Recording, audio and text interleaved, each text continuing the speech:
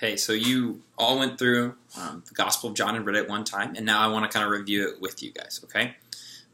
So it starts off by saying, in the beginning was the Word, and the Word was with God, and the Word was God. So this is already making a claim that the Son of God has always existed. He was there from the beginning. He was the Word.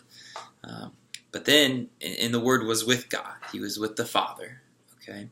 And the Word was God. So this is making a claim right off. This is right how John started his gospel off and saying, God has always existed, and the second person of the Trinity has always existed. And we talked about this in the past module about the Trinity.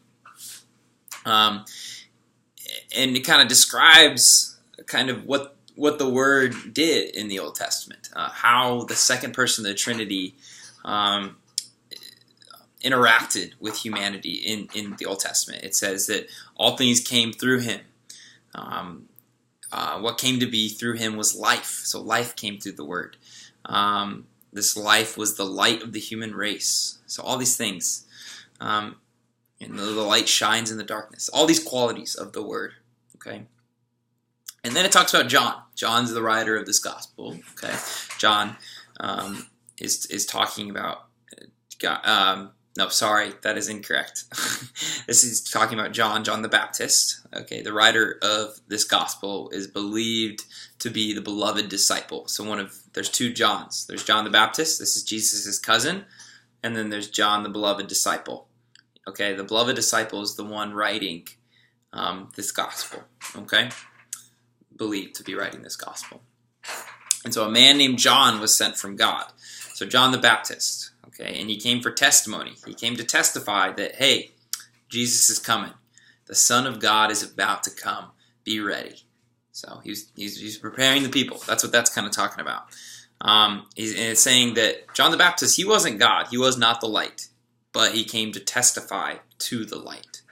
The true light, which enlightens everyone, was coming into the world. So he's preparing everybody. He's saying, hey, get ready for the Word of God. And then it says, he was in the world. Jesus came to the world. God came to the world. Okay? And it said, but the world did not know him. The world questioned, right? And we know this. Jesus was crucified. The world didn't like that he claimed to be God. They didn't like that this person, Jesus, was God. They didn't like their picture of who God was not Jesus, and they didn't like that, right? And it even said his own people did not accept him. The Jewish people did not accept him, right? The Jewish people didn't want anything to do with Jesus. But to those who did accept him, those would be his disciples, gave them power to be children of God, right? Okay, so it's all talking about who this Jesus guy is. He's setting up his gospel. John is setting up his gospel to be like, look, this is who Jesus is. Jesus is not just some ordinary man. No, Jesus is God. He was God. Okay? But then comes the kicker. We're answering that first question I talked about. God became man. That the divine became man. He's claiming that. He's answering that. Okay? But then here comes the kicker. He's going to answer this second question. Is Jesus also a human? Is the Son of God human? And it says that in the bold that I bolded for you guys. It says, and the Word became flesh and made his dwelling among us, and we saw his glory. John, the writer of this gospel, witnessed God. And he's claiming that. And he's saying he witnessed God through a human who was fully human, just like him. He was just like John in every way. And then there's this aspect of divinity too. It's a both and. You can't separate these two. Okay?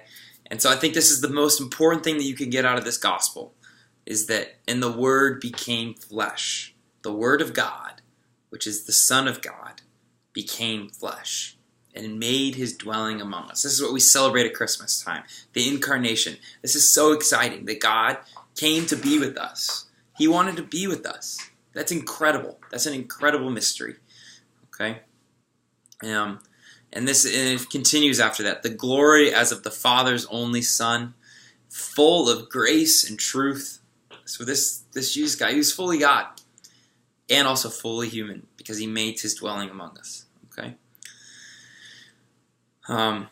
So this is what this gospel is talking about, and that's what all that kind of means. And reread it again, just get familiar with it. But this is what we're claiming here with the Incarnation, is that Jesus become man.